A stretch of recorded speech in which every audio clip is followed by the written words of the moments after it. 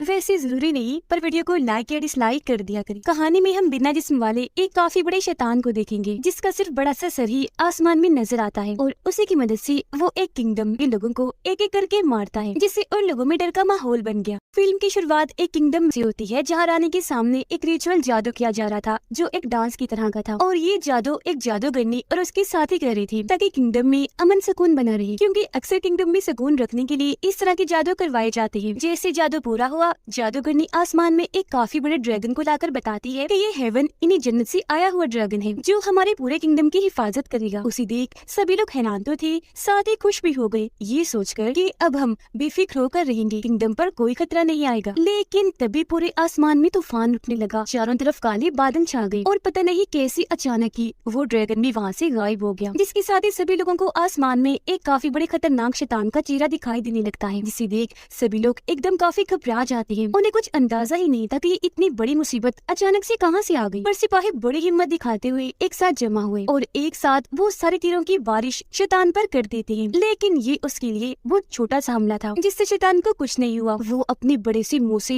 एक साथ ही सारे तीर निकल जाता है, पर इस चीज से उसे काफी गुस्सा आ गया और अब वो जवाबी हमला करता है। वो अपनी जुबान, जिसकी ऑक्टोपस की तरह ढेर सारी टांगे थी, उनकी मदद से सभी सिपाहियों पर हमला कर देता है। लेकिन कमांडर हिम्मत करके हवा में उठे, अपनी तलवार से वो शैतान की एक जुबान काट देते हैं, जिससे शैतान चिढ़ गया। वो रानी को धमकाते हुए कहते हैं कि अब तुम्हारा और तुम्हारे किंगडम का खात्मा करीब है, जिसे खत्म होने से कोई नहीं बचा सकता। जो कहने के बाद वो यहाँ से चला गया। इसके बाद अगले दिन किंगडम में एक डिटेक्टिव, जो एक काफी अच्छा वॉरियर योद्धा भी था, उसे बुलाया जाता है, जिसका नाम डाई रेंजी था, ताकि वो पता लगवा सके कि आखिर वो शैतान किस मकसद के लिए आया था। यहाँ पर सभी सिपाही और उनकी हेड, जिसका नाम वोजी था, वो डाई रेंजी को कल रात हुए वाक़ये के बारे में बताती है। जो सुन वो वोजी के साथ उस हॉल में जाने के लिए निकल गया, जहाँ पर लोगों को कल रात वो शैतान देखा था। पर रास्ते में ही कोई अजीब सा इंसान तेजी से उनके पीछे से गुजरता है, जिसकी ताकत ये भी थी कि वो खुद को धुएं में बदल सकता है। वो फिर उनके सामने आकर डाई रेंजी पर हमला करने की कोशिश करता है। वो अपने नोकदार हाथों से उसे जख्मी करना चाह रहा था, पर डाई रेंजी ठीक टाइम पर पीछे हटकर अपनी जान बचा रहा था। ये देख वोजी को गुस्सा आ गया। वो डाई रेंजी को पीछे हटाकर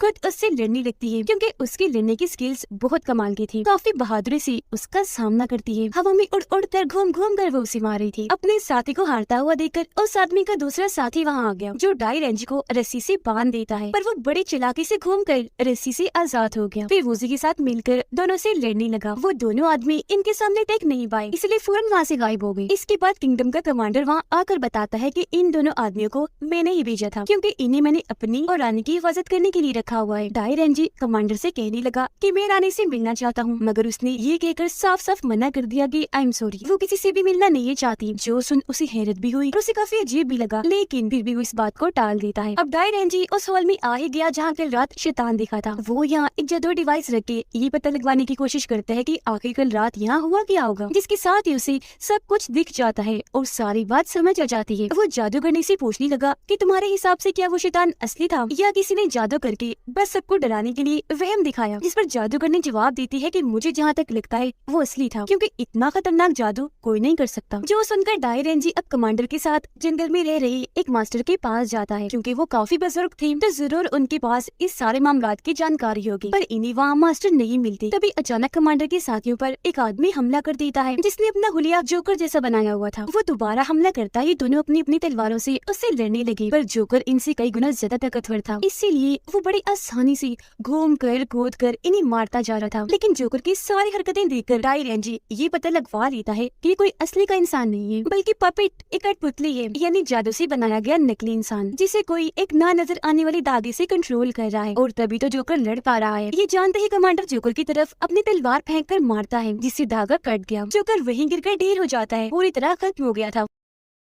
अब कमांडर उस इंसान को ढूंढने के लिए निकलते हैं जो जोकर की पपेट को कंट्रोल कर रहा था। वो कोई बड़ा इंसान नहीं बल्कि एक छोटी बच्ची थी। वो मास्टर के साथ ही रहती थी। इन्हें बताती है कि तुम मास्टर से नहीं मिल सकते, क्योंकि वो किसी से भी मिलना नहीं चाहते। ये सुनकर कमांडर को गुस्सा आ गया और अब वो उस तरफ जाने लगा जहाँ मास्टर रहती थी। लेकिन तभी सामने से ड्रैगन आकर उस पर हमला कर देता है। वो बार बार वार करके उसे गिरा रहा था, क्योंकि वो कमांडर को रोकना चाहता था। फिर ड्रैगन डाई रेंजी को बताता है कि ये बात तय है, लिख दी गई है कि अब किंगडम का खात्मा करीब है, वो तबाह हो जाएगा होगा जिसे तुम नहीं रोक सकते। जो कहकर एक झटके में वो उन्हें मास्टर के पास ले जाता है। यह मास्टर भी वही बात दोहराते हैं कि हाँ ये सच है, किंगडम की तबाही करीब है। अब तभी यहाँ दोबारा से काले बादल छाने लगे और अगले ही पल आसमान में वो शैतान दोबारा से आ जाता है। कमांडर के दोनों साथी उस पर हमला करने की कोशिश करते हैं, पर वो अपनी जहर से दोनों को ही मार देता है। ये देखकर मास्टर अब ड्रैगन को भेजते हैं उससे लड़ने के लिए, पर ड्रैगन उसकी ताकतों के सामने कुछ नहीं था। शैतान अपनी जुबान में ड्रैगन को लपेट कर फंसा लेता है और सीधा निकल गया, जो देखकर मास्टर दंग रह गया। इससे पहले वो खुद हमला करते शैतान ही उन पर हमला कर देता है, जिससे मास्टर जलने लगे राख में बदलकर वहाँ से गायब हो जाते हैं। जिसके बाद शैतान भी वापस चला जाता है। उधर वूजी उन लोगों की लाशों की जांच कर रही थी जो शैतान के हमले से मरे थे। लाशों की चोटों को उसने जैसे ही काटा उसे अंदर से अजीब तरह की स्किन जिल्द मिली, जो देख वो काफी हैरान रह गई। तभी इधर डायरेंजी भी आ गया। उसे भी वूजी इस सब के बारे में बताने लगी, पर डायरेंजी को यहाँ किसी और के होने का भी एहसास हो जाता है। वो चारों तरफ शराब फेंक कर कहते हैं कि यहाँ जो भी है सामने आ जाए, मैं तुम्हें कुछ नहीं करूँगा बल्कि बहुत सारी शराब दूंगा। उसका ये कहना ही था कि वहाँ रखा ताबूत हिलने लगा। उसे खोलकर फिर अंदर से एक आदमी बाहर आया जिसकी हालत ठीक नहीं थी। उसे डायरेंजी पहले से ही जानता था क्योंकि वो पहले यहाँ का डॉक्टर हुआ करता था, पर शराब की उसे बहुत बुरी लत लग गई, जिस वजह से उसे किंगडम से निकाल दिया गया। अब डायरेंजी उससे पूछने लगा कि अगर तुम्हें पता है कि इन मरे हुए लोगों में ये अजीब जिल्द कैसी है तो फौरन मुझे बता दो। जिस पर वो बताता है कि काफी सालों पहले एक छोटी सी गाँव में रानी ने अपने कुछ सिपाही भेजे थे, क्योंकि कहा जाता है कि उस गाँव में शैतान रहते हैं। पर उन सब सिपाहियों की वहाँ मौत हो गई, जिनके जिस्म भी ये अजीब सी जिल्द थी, जो सुनकर डायरेंजी काफी हैरान रह गया। उस आदमी की बात सुनकर वूजी बताती है कि मेरे डैड भी गए थे वहाँ एक बार, पर आज तक वापस नहीं आए। इसलिए अब डायरेंजी उस गांव में जाने का फैसला करता है ताकि शैतान के बारे में वहाँ से कोई सुराग मिल जाए। और अब ये सारे लोग वहाँ जाने के लिए निकल गए। उन्हें अपना सफर कश्ती के जरिए ही तय करना पड़ता है, पर थोड़ा दूर जाने पर चारों तरफ कोहरा छा गया, जिस वजह से कश्ती गलत रास्ते की तरफ मुड़ जाती है। लेकिन फिर भी ये लोग कश्ती से उतर ही गए और जैसे तैसे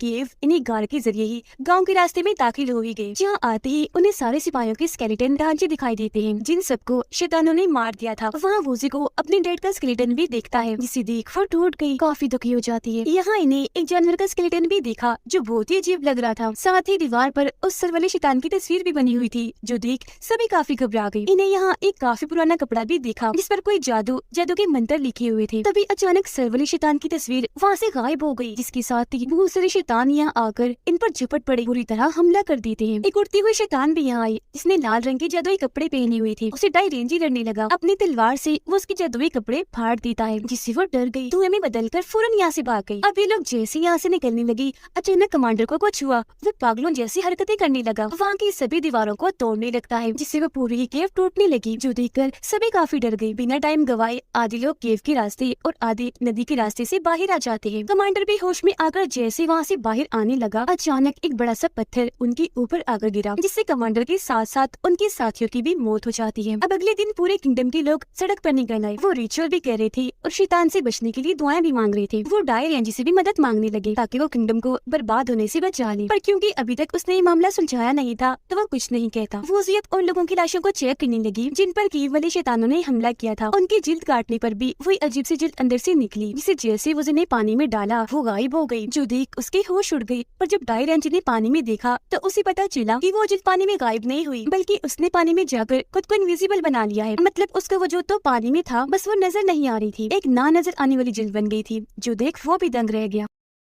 अब इस मामले को सुलझाने के लिए जैसे वो बाहर आया, अचानक एक खतरनाक क्रिएचर जो छिपकली जैसा लग रहा था वो डायरेंजी पर हमला कर देता है। वो भी क्रिएचर पर वार कर रहा था, पर वो बार बार खुद को इनविजिबल करके डायरेंजी पर हमला करने की कोशिश कर रहा था, लेकिन उसके मुकाबले क्रिएचर कमजोर था तो डर कर वहाँ से भाग गया। एक घर में आकर छुप जाता है। डायरेंजी जैसे उस घर में गया तो वहाँ कमांडर की आत्मा थी, जो उसे कह रहा था कि तुम इस मामले से दूर रहो, क्योंकि किंगडम का खात्मा किस्मत में लिख दिया गया है, जिसे तुम नहीं बदल सकते। ये बताते ही अचानक से कमांडर की आत्मा को भी कुछ होने लगा, राख बनकर चुटसियो वहाँ से गायब हो जाता है। ये देख डायरेंजी काफी परेशान रह गया, ये सोचकर कि आखिर ये मामला क्या है और मैं इस किंगडम को कैसे बचाऊं। साथ ही कल किंगडम के मिनिस्टर्स और ऑफिसर्स की मीटिंग है, जिसमें वो सारे ये प्लान बनाएंगे कि शैतान के खिलाफ जंग कब लड़नी है। और यही बात डायरेंजी को काफी परेशान कर रही थी कि कहीं शैतान इस मीटिंग का फायदा न उठा ले, वो भीड़ देखकर एक साथ सभी पर हमला न कर दे। इसी के साथ वो पानी में अपनी परछाई देकर सब कुछ दोबारा से याद करने लगा। जहन पर जोर डालता है कि कहीं ऐसा तो नहीं सबूत मेरे सामने सामने ही है और मैं उसे देख नहीं पा रहा। यह देखकर मैंने अनदेखा कर दिया। उसकी सोच के साथ ही सब कुछ उसे दिख गया। उसे सारी असलियत का पता चल गया, जिस वजह से उसकी खुशी का कोई ठिकाना ही नहीं रहा। अब हमें अगला दिन दिखाया जाता है। मीटिंग के लिए सब लोग बैठे हुए थे, पर मीटिंग शुरू होने से पहले आसमान का रंग अजीब होने लगा और फिर वहाँ एक काफी बड़ा गोल रास्ता बन जाता है, जो देख सभी की हालत खराब हो गई। जिसके अगले ही पल वो सर वाला शैतान वहाँ आकर सभी पर हमला कर देता है। लोग अपनी जान बचाने के लिए भागने लगे, जिससे वहाँ भगदड़ मच गई। लेकिन इससे पहले वो सब लोगों को मारता किसी तरह डाई रेंजी अपना हाथ बड़ा करके उस शैतान का सर काफी नीचे कर देता है। अब इस खतरनाक शैतान के इतना पास आने की वजह से सभी काफी डर गए। वूजी और उसके सिपाही वहाँ हर तरफ सफेद रंग का पाउडर फेंकने लगे, जिससे वो छिपकली जैसा क्रिएचर जो इनविजिबल होकर सब पर हमला कर रहा था वो दिखने लगा, सबके सामने आ जाता है, जिसे लोग चारों तरफ से पकड़कर बंदी बना लेते हैं। जिसके बाद डाई रेंजी सबके पास आकर असलियत सामने रखता है, बताता है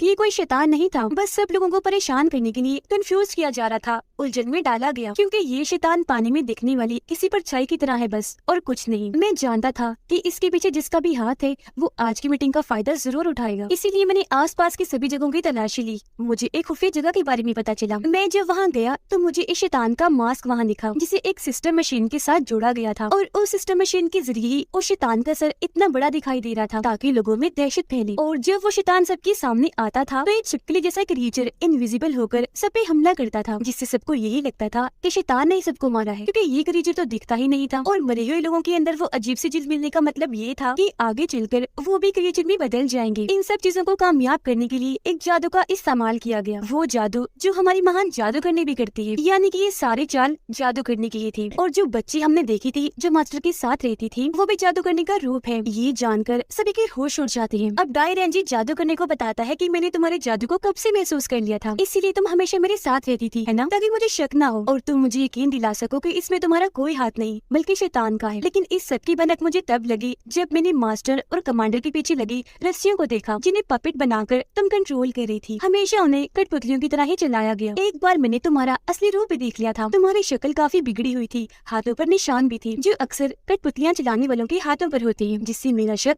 यकीन में बदल गया कि हाँ ये सब तुमने ही किया है। बेशक तुम इस सब में बहुत माहिर हो, तुम्हारी सोची समझी प्लानिंग थी, पर देखो क्या फायदा हुआ, आखिर मैंने तुम्हें पकड़ ही लिया। जादू करने का असली चेहरा देखकर सभी काफी दंग रह गए, और क्योंकि उसकी सच्चाई सबके सामने आ गई थी तो बच्ची वाले रूप में आकर डाई रेंजी को कहती है, वाह रेंजी, मान गई तुम्हें, आखिर तुम मेरी सच्चाई सबके सामने ले ही आए। लो फिर आगे भी सुनो, मैंने ये सब बदले की आग में किया, क्योंकि रानी ने मेरे पूरे गांव को बर्बाद कर दिया था, जिसका मैं बदला किंगडम को खत्म करके लेना चाहती थी। इतना कहकर वो दोबारा से अपने पपेट वहाँ लाती है और सब पर हमला करने की कोशिश करती है, लेकिन डाई रेंजी और सभी सिपाही मिलकर बहादुरी से पपेट्स का सामना करते हैं। बड़ी आसानी से उन्हें मारने के बाद जादू करने को भी चारों तरफ से घेर लिया जाता है। उसने यहाँ अपनी हार कबूल कर ली थी, पर वो उनके हाथों से मरना नहीं चाहती थी, इसीलिए खुद ही अपनी जान ले लेती है। सब नॉर्मल होने के बाद जब डाई रेंजी और रानी खड़ी थी तो तभी अचानक एक सिपाही भागता हुआ आया, बताने लगा कि पिछली पहाड़ियों में एक काफी बड़े साइज का कछुआ देखा गया है। जो सुनकर डाई रेंजी अब इस मामले को सुलझाने के लिए भी चला गया, जो हो सकता है किसी और का मास्टर प्लान हो। पर डाई रेंजी काफी माहिर था, इस तरह का कोई भी खतरा हुआ वो आसानी से सुलझा लेगा। उसकी वजह से ही किंगडम का खात्मा होने से बच गया। दुश्मन की चाल का पता लगते ही उसने असलियत सामने लाकर रख दी, क्योंकि जादू करने के इरादे गलत थे। उसने गलत सोचा रानी के बारे में और बदला लेने का सोचा। इस बात को कोई नहीं जुटला सकता कि बदले की आग बहुत बुरी होती है, और वो गलत थी, इसलिए आखिर में उसका खात्मा हो गया। रानी बेकसूर थी, तो ना उसको